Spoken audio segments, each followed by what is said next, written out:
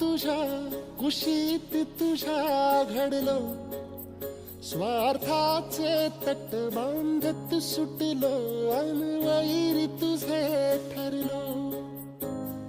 चालवुनी वैराचे नांगर नासवली माती, छिन्न तुझ्या देहाची ही चाळण उरली आता हाती.